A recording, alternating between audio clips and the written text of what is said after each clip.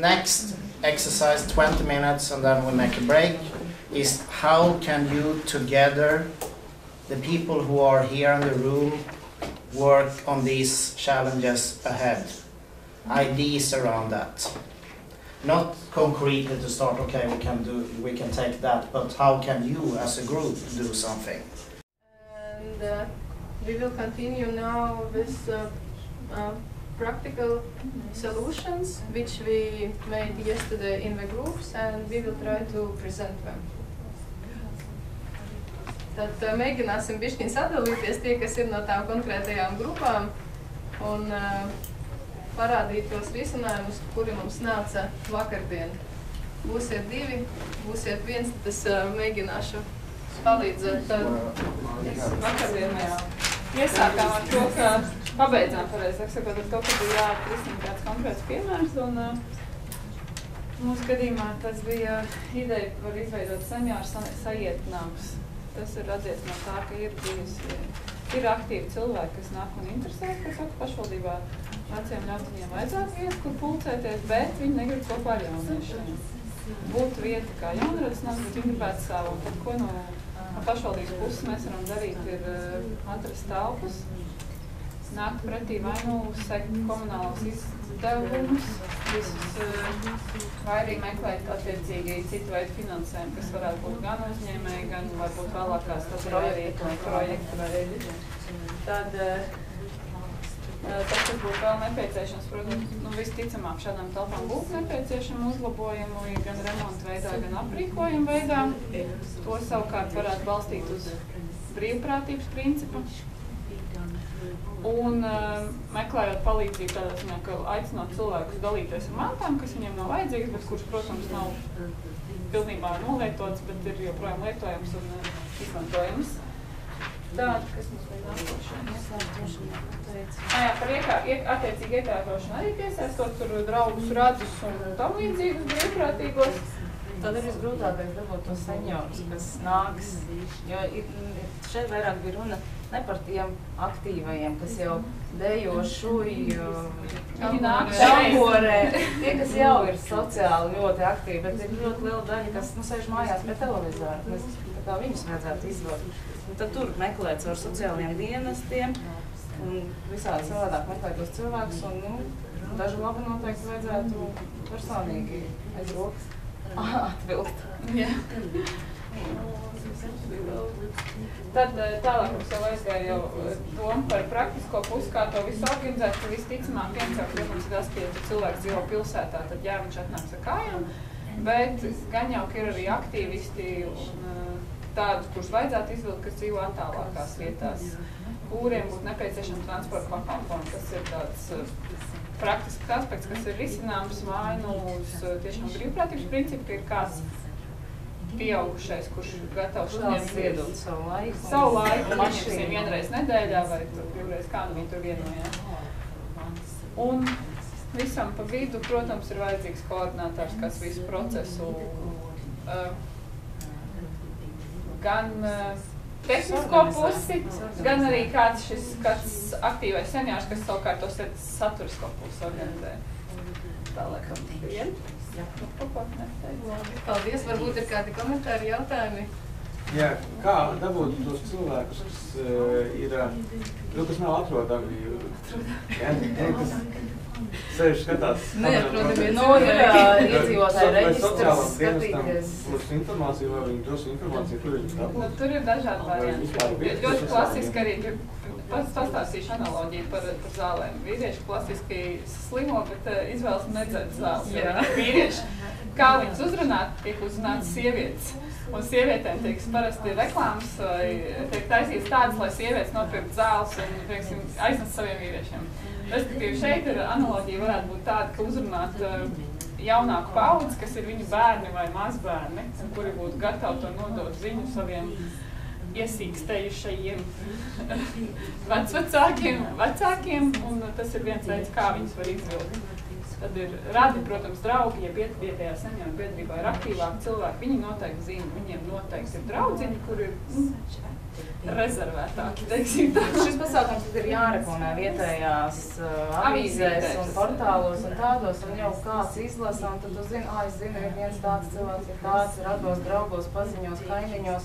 Es faktiski pat piedāvāt varbūt pat vietējo nelielo datubāzi ierīkot, kur cilvēki vienkārši ieraksta par to, ka viņi zina, ka ir tāds cilvēks, jā. Vēl kāds jautājums? Questions? No, I think this is a typical social Innovation. Yeah. So you have this. This is and it's very concrete, very practical.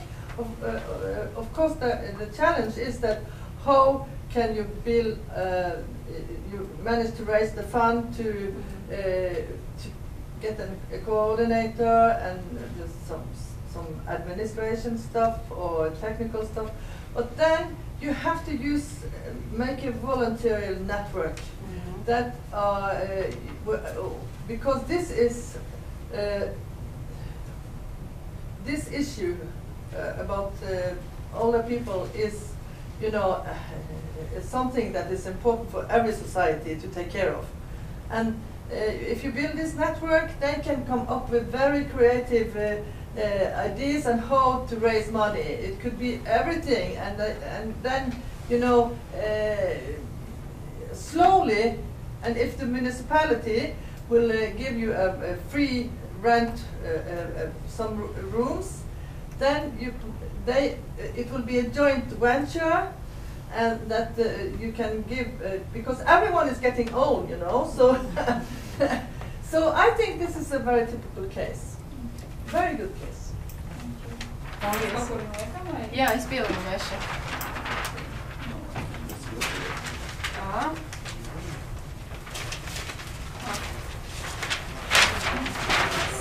Puši laikam tagad noprezentos. Tā, šito mēs pielīmēsim šeit.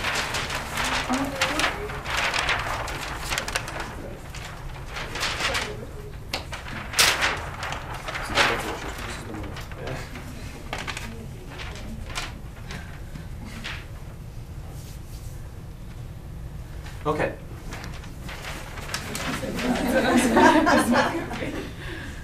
So we had quite a few problems yesterday. We were thinking about the demographic situation in Latvia in general, about youth unemployment, about young people moving away from rural areas to urban areas, and even moving away from the country in general. And we were told that one universal solution to all problems is also acceptable. So this is our kind of one solution. Sorry. So through an information campaign, which is the solution for the problem that people are uninformed, or they don't understand some things, or they are afraid of some things, which is also caused by usually lack of knowledge or information. So through some information campaign, which includes the good examples and good practices of locals, and non-formal trainings and seminars and so on, to inform people, especially young people, to take initiative and start their own businesses or social businesses. So Success stories? yes, also use success stories, good examples, and so on. So to promote young people to become entrepreneurs, and also be proud of where they come from, and not only be proud of Latvia, but be proud of the small towns and villages and places they come from, which is a big problem. And be actually active in the general. Sabiedriski aktīvam, būt sabiedriski aktīvam. Socially active. Yeah, socially active. Be socially active in general. To network, to talk to people, to meet people, do stuff, and so on. And maybe a global conclusion is maybe that the problem is in me, but here also the solution is in me. We are the problem, and we are the ones who can solve it. Okay. So that's kind of broad solution to the problem of youth unemployment and moving away from rural areas. I have one very nice also comment. I read it. If you are not solution, then it means that you are a problem. So we need to think that we already, all of us, are solutions. Yeah. So we are not seeking for some help, but we are trying at first to think about possibilities how we can be solutions, and this is what guys are telling us as well. Okay. Any questions? This is not an exactly practical approach. This is an idea that could be done and implemented. We didn't really think about who would do it and for how much yet specifically, but that's. This could be a national campaign, you know. It could be a national. It could be in a smaller place. I think that you know the nation needs new entrepreneurs for the future, and you know, but of course, young people don't have the skill. You know, they need to be trained, and also not they really want to do it, and also you know, many. It's not all young people that want to be entrepreneurs. No, there should be. There should be some there are Yeah, special more, people yeah. who can do But it. you know, I think that entrepreneur organization with famous, with the successful entrepreneurs in Latvia would be interested to have a discussion about this, because you know, and that's also a way for the successful business to give something back and to use their knowledge. So it could be. I think it's very important for to have a campaign about it. During our group work, we also realized that it's not that bad, really. We have resources, we have tools, we have ways to do things. We just, some people lack the motivation and information. And that's the very basis of it, the start of it, the learning process, and then we can do great things. Okay. Thank you. Thank you. So this is group.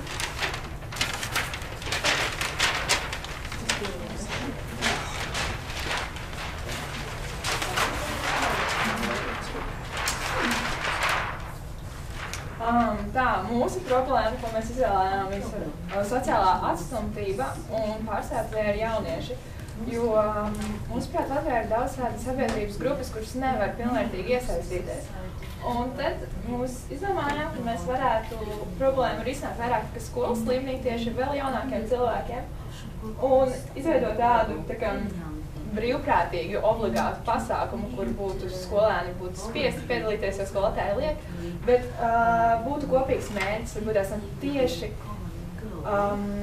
problēmas risināšanai, bet tas varētu būt kopīgs laika pavadījums, izpētes projekts, kur viņi strādā kopā. Un tad tādā veidā rastos paziņas un vienkārši kopējā sapratne par visu. Un tad pat diskusiju runājot tālāk par šo tēmu, mums arī radās ideja, ka patiesībā mums skolās nav izteikta tēma skolēniem no 5. 6. klasē, 7. klasē, kur tieši runātu, kā komunicēt ar neredzīgiem cilvēkiem, ar vājdzirdīgiem cilvēkiem, vai to paiet klāt, vai kā reaģēt. Jo daudzreiz mēs vienkārši varbūt tās sakautrējamies, vai nezinām, ko darīt, vai apstulbstam paši, kaut vai mēs gribētu palīdzēt. Un tad arī kārtīgi secinājums bija par to, ka ir vajadzīga kopēja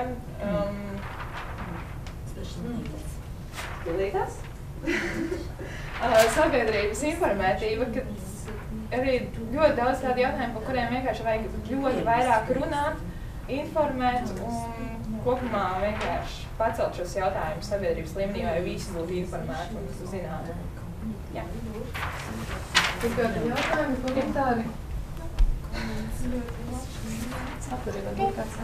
Mans komentārs būtu par to, ka īstenībā jebkurā jomā un gandrīz jebkura organizācija apzinās to, ka man tāds iespējas radies, ka ir jāiesaist izglītības sistēma ar vairāk dažādu lietu izstāšanā. Piemēram, vakar, kad mēs ieciklējāmies uz bezdarba situāciju, mēs sapratām, ka skolā mēs runājam par cenām, par tirgiem, par tādām lietām, par nodarbinātību, bet mēs nerunājam par bezdarbu. Līdz ar to cilvēkiem, kas pabeidz pamatskolu, vidusskolu, īstenībā nav tās izpratnes, ko nozīmē bezdarbs un tās problēmas risināšanas modelis. Viņi zina, ko nozīmē būt nodarbinātam, bet nezinu to otru pusi. Līdz ar to tādās, jebkurā jomā, kad izvar šo negatīvo pusi, parādot jau skolā, cilvēki jau zina, ko tas nozīmē un kā to risināt. Vai es ir kaut kāda ideja?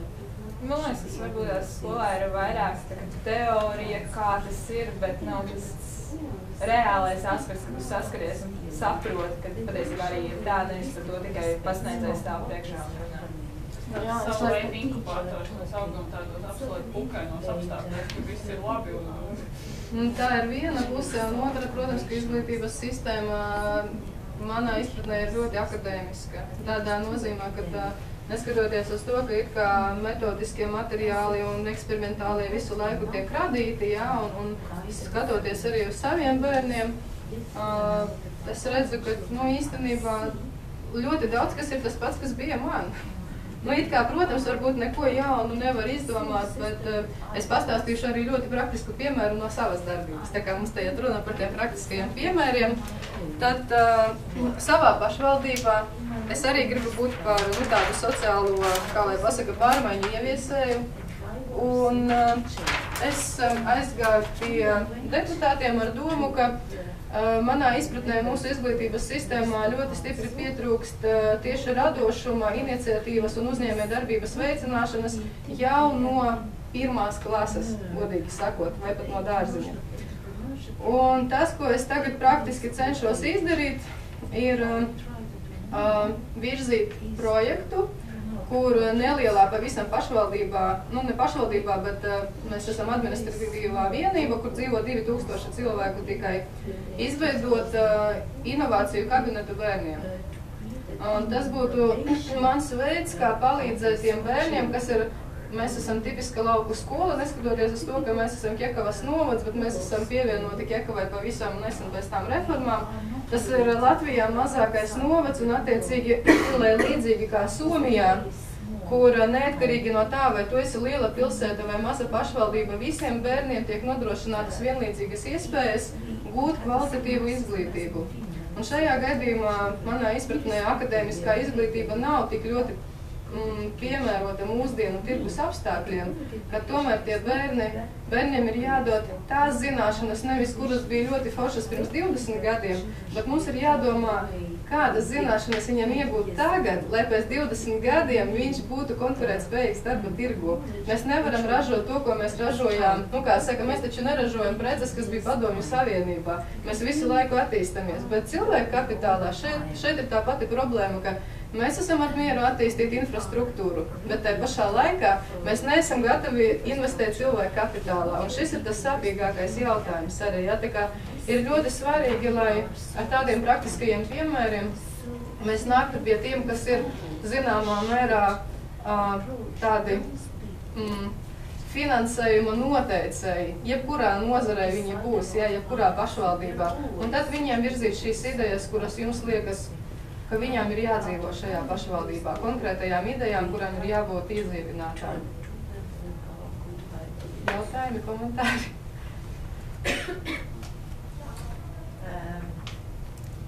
This entrepreneurship in school is one of the biggest social entrepreneurship program in Norway. It's in the school plan. It's a joint venture between the Minister of Education, private investors, and business organization. And it's about learning young people to be entrepreneurs by very concrete model of having developing their own business case and compete, and they as the best cases are sent to Europe. They win prizes. I've been to several schools telling about my work about social entrepreneurship. And as you told, we have also in Norway we have a very theoretical school, and many young people are not following that line, so they need to have another. To be, you know, both my sons, they are very practical, so they don't fit in this academic way. So, and that's why so many young children fall out of the pencil, because they are not giving them opportunity to have to develop their talents. And we have a very long experience with entrepreneurship in school. So if you want a good example, very practical how it's done, of course you should have some people coming over here and give you that orientation, because it would be very good for you to start with a pilot here. Because that is because we have to start from very early age to be entrepreneurial. Yes, we have a Junior Achievement Latvia program, but it's not compulsory. It's like the schools can choose, and a lot of the schools, of course, they are involved in this movement. Yes, so this is a global movement which trains entrepreneurship already from very low grades in the schools. But I think it's more attitude from our educational system as such. So the fact that this is not compulsory, it's already for me like okay, so let's give children a chance to be entrepreneurs. Of course, a lot of will be doctors and teachers and our professions, but still we lack them chance to show what is entrepreneurship already from childhood. There is also a massive movement going on around the world called alternative education, where we have the same type of program like in Norway, where you learn in school, but it's you learn the business model, you learn to write and maybe give a pitch, how you present your idea, but you also have the chaos pilots in Denmark, for example, where the Minister of Culture in Denmark recently was part of, and he started the social entrepreneurial movement in Denmark and started the chaos. We should be a change maker, and they are a completely different type of education where they go out into Riga and as a team, and what can we do here? So they are much closer to practice. And as a concept, it's called alternative education. They don't want to be in the traditional education. And I think there are around at least 100 schools around the world today focusing on this. Much more mobile, you can stay at home, you can connect with each other, create programs together, not go to the university and sit there and have a one-way dialogue. The teacher tells you and you make some work. So I think it's also something to look into if you're interested. Yes, for sure.